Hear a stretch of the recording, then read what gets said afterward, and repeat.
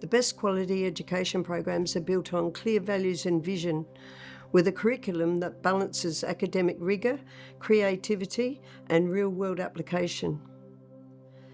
An outstanding school should strive to provide every opportunity to foster inclusive and supportive environments where every learner feels a sense of belonging and is encouraged to reach their full potential. Strong partnerships between educators, families and diverse and global communities ensure that students experience relevance and can have meaningful impact. Immersion programs provide an outstanding opportunity to complement school programs, enhance wellbeing and develop character. Immersion programs deepen and broaden service learning programs, and with the correct preparation can have personal, educational, social and ethical benefits. Experiencing other people's lived realities, being fully present to them and walking with them definitely deepens connection and fosters true empathy. Immersions can challenge stereotypes and biases about those made poor and those who live with vulnerability, and hopefully participants recognise and reflect on their own privilege. The ideal outcome is that participants are moved to use their privilege to enhance the lives of those who don't share in it. Taking participants into unfamiliar environments can challenge comfort zones, and with appropriate support, we see growth and the building of resilience. Long-term, community-led partnerships build connection and hope, connect the head and the heart, and the reflection opportunities offer moments of deeper discernment that can lead to career and/or lifestyle choices. This video was not scripted in any way and offers opinions from hosts, leaders and participants that should be helpful to those planning immersions.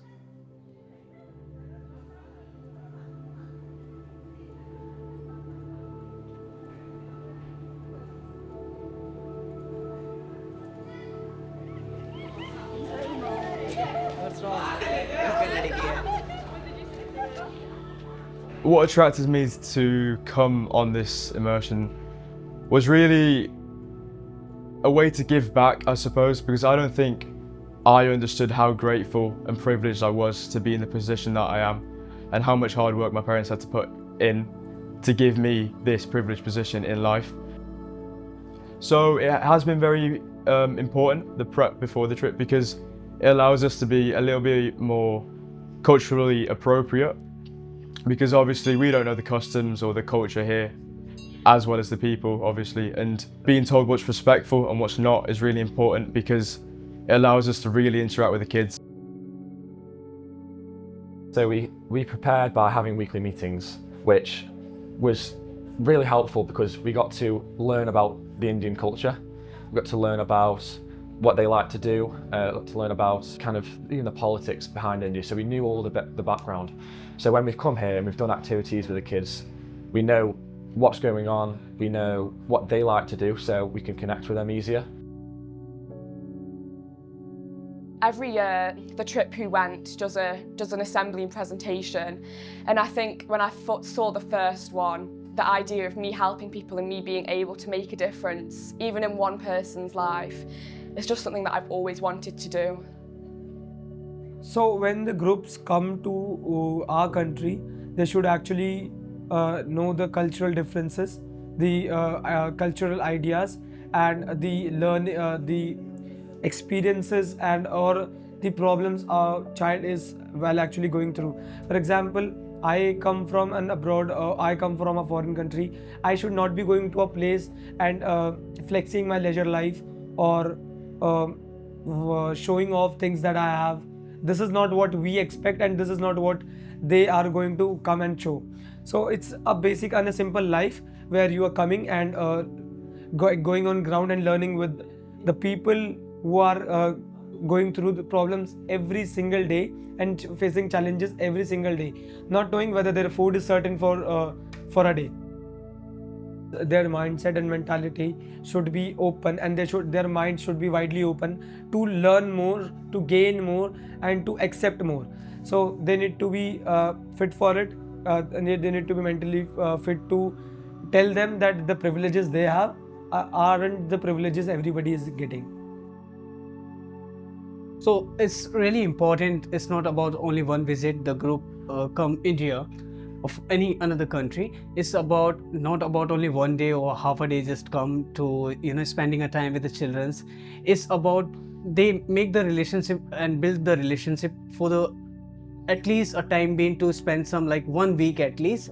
If they're not spending a 1 week, I really accept, as in my experience, to at least give like 4 to 5 days, because if you come here and just spending a half day or 1 day, it's just about you just coming to just showing your face and you're going, and the children don't have interacting and they are not building their relationship. Once you are spending a good time with the children, it's like you are making a good connection for the further in the future also. The children will be they feel proud and happy they have a friend out of country. It is important for visits from outside to be ongoing and to be sustainable.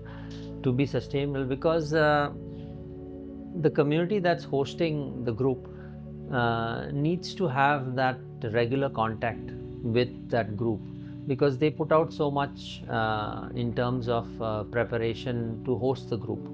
And if you just come in for a day and then or for a year and then never come back, then there is no ongoing contact, and that is not great for the host community. Yeah. Before coming, they should have a basic idea of the country, the people, customs, traditions, religion, do's and some don'ts, and for their safety, some precautionary measures as well. From what I've seen, I think it is very important, and those groups that have been coming over the years have come well planned and well prepared, and that is obvious when we see them working with us and in their living with us. I think these visits made by the groups from outside, they're very useful, mainly because that creates a new energy with the two groups. And what happens is this energy is not just working on a project or something. This is a heart energy between two groups for something better, something long-term.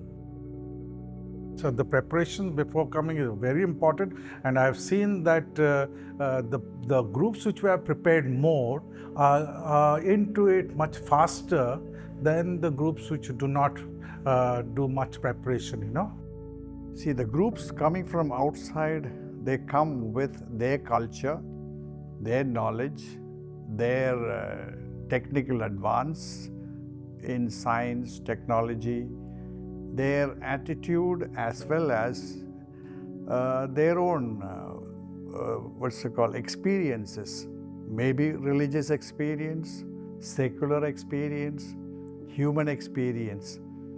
All these, when they interact with the students or the people of the community, they also get exposed to these, so that both can compare the differences in the system of values and system of the way things go on in their country and in the country of the people, the community where they come into. It also gives them a wonderful worldview, as well as hopes and dreams. I believe poverty often restricts people's rights, access to rights, and the biggest right that I believe they're deprived of with poverty is the right to dream. And having young people from abroad and across the world and other cultures within India come and engage with them helps them rekindle their dreams. I would like to share my experience probably. When I was a child, I used to engage with different groups coming from Australia or maybe coming from the UK.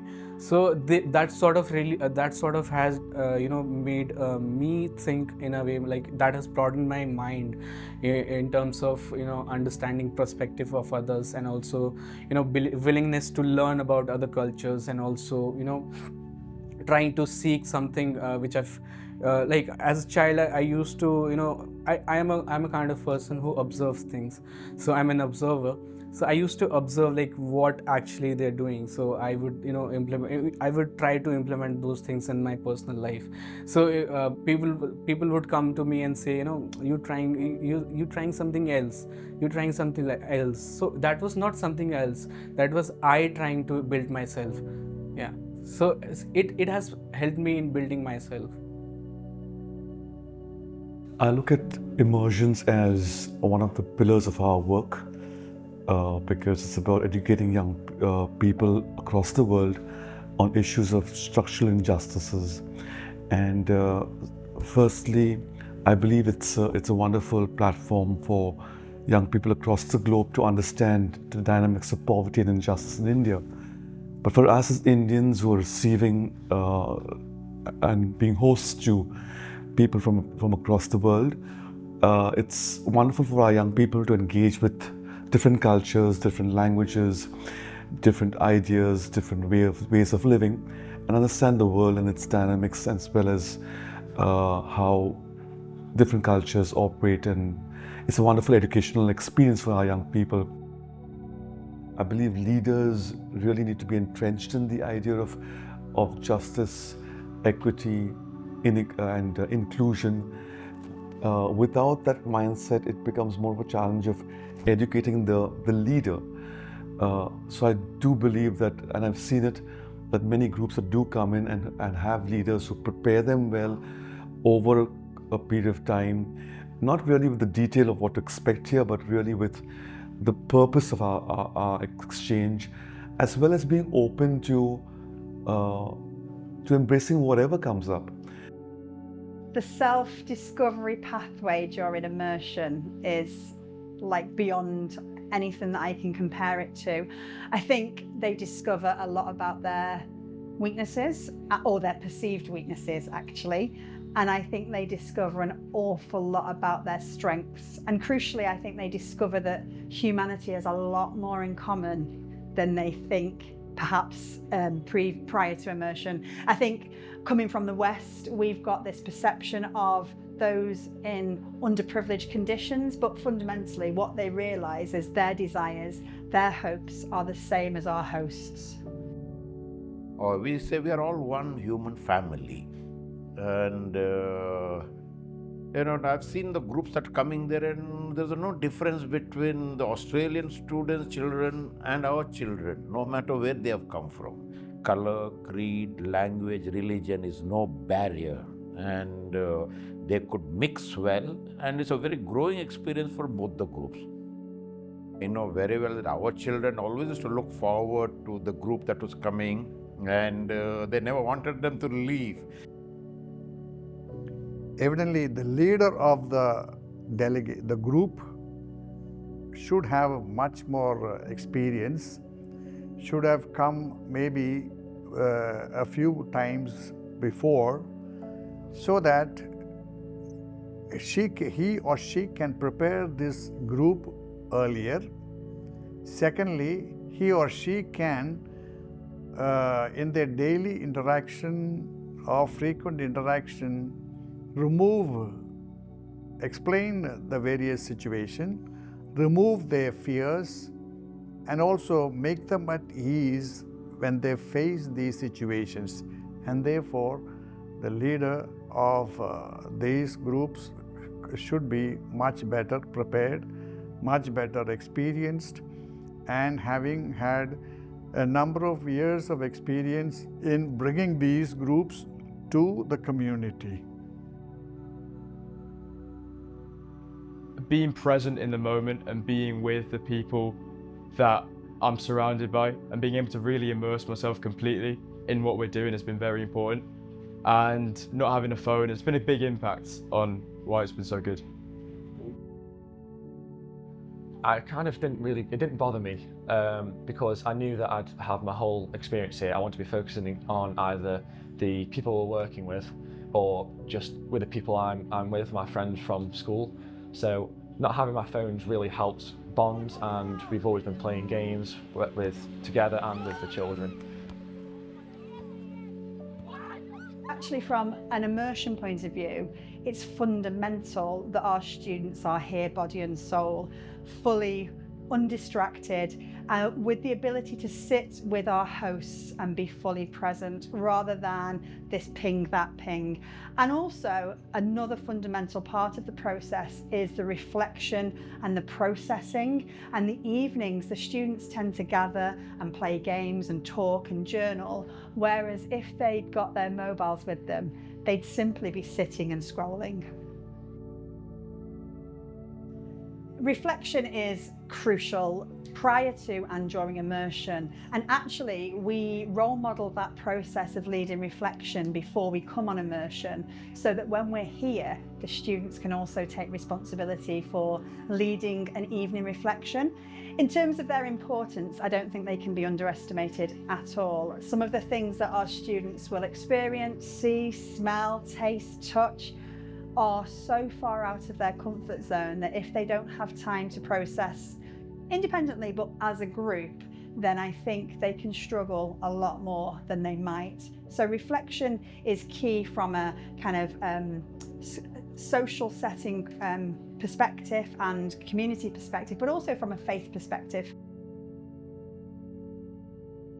I think that the regular reflections have always been really important, and they've been the highlight of my day. I think whatever I'm feeling, I know that I'm fine because in the reflection we can all talk about it. And I really value the fact that they are child-led and led by us, because we can just connect more and we can let our guard down, and just, I think it's really made us connect as a group, and then we can separate our feelings of happiness and joy and then go a bit into how we actually felt about the day and just have an allocated time for that. The regular reflections after every day has been amazing, because it's a time where everyone can be vulnerable, and Caroline's done a great job because it's a really safe environment, and everyone I know feels like it's a safe environment to talk about their feelings. And I was a little skeptical about it at first because I wasn't sure that everyone would be as honest as they have been. And yeah, being able to be as vulnerable as we have been it's been very good. Reflection sessions have allowed me to really share my emotions without really being judged by anybody else, and it's been nice for me to hear all them say what they experienced and say how they interpreted different things. And for me, I've seen some really shocking things that I never thought I would see in my life. So just to be able to share that with other people has really helped and get things off my chest. You know, this has got a lasting impression on the community. The community members will remember the individuals who have come, who have lived with them. And I'm sure the same thing would be also for the group members when they return. They will also keep individuals in their mind. And then this becomes, let me call this way, that they are able to spread this system to other people, invite other individuals to come for this group interactions, immersions into another culture, another country, and thus they also have got their own learning to be responsible socially, physically, culturally, and go out of themselves in their thinking and on more of going out of themselves. And this also helps them to solve some deficiencies in their own character, deficiencies in their own way of bringing up, and taking responsibility for the lesser privileged members of the society in which they themselves are living, and also maybe of to help the society in which they had worked or they interacted. I think in that sense it becomes a long-term partnership, what I would say, and this partnership also leading to commitment when the group members are able to extend that way. The takeaways from immersion are like sometimes unknown and unseen. I think immersion from a staff point of view is like planting seeds, right? So sometimes those seeds will grow really quickly and we'll see the fruits, and sometimes we won't. But the fruits that I have seen, the takeaways that I have seen are, you know, really strong takeaways in terms of wastage. That would be something that all of our kids take away. They don't go home and waste food anymore. They would take away this common humanity theme that what we have or what we desire or who we are is universal.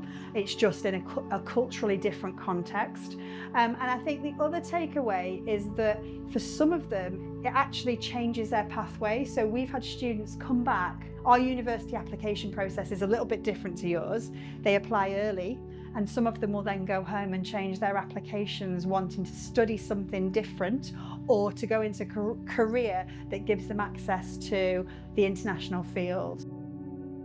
I would hope that once you go back, you'd keep that challenging idea going, rather than them going back into exams and then into their careers, and they've lost the purpose and the whole experience of the India exchange. Having said that, I still insist that once you go back, if you can keep the flame alive and the purpose of even challenging structures and encouraging to take career options and lifestyle options into the future, and keep that flame alive would be really something I would really advocate for it really to be beneficial in the long run. I think debriefing is one of those things that can be easily overlooked, and I think the students think that when we get off the plane in England, that's it. But actually they soon realise that that can't be it. They feel lost, they get back to school, and only this group understands what's happened.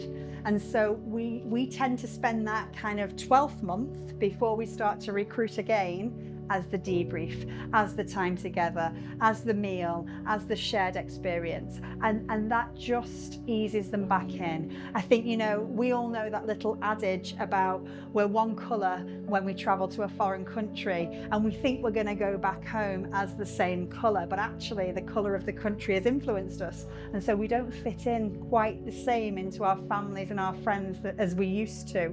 And we need to be that coloured group for each other. What I've learned about myself is I can be, around the right people, I can be vulnerable. I'm proud of myself for being as vulnerable as I have been on this trip, and I hope that's something that I can keep with me. My biggest takeaway has been just the fact that people are people and they will always be the same. We will always have something in common. Everyone will love someone. And I think I've seen the disabled orphans or the street children, but then at the end of the day, and when you reflect on it, we are people and we all deserve dignity, and everyone just deserves to be loved by someone. I've learned that I'm able to expand my comfort zone. I've been doing things over here that before I left I would never do in my daily life at all. I'd say my biggest takeaway would be that just sending money to charities isn't enough. No, I hope that more groups will come. It's now beneficial for both, and also I'm sure there are many of our students, I know, they are in touch with the others. So that's the one thing. To thank them for taking the trouble to come all the way to our country and for what they learn from us and what we learn from them, because it's an enriching experience for us as well.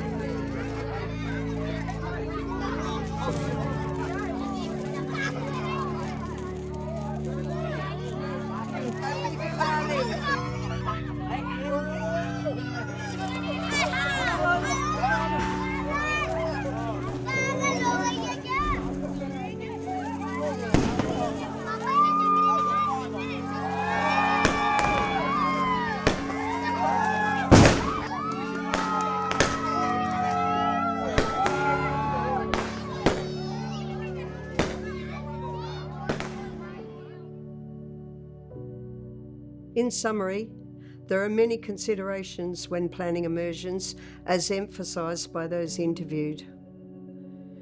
Immersions should always be long-term commitments, never one-off visits that are mutually beneficial and where there is mutual learning.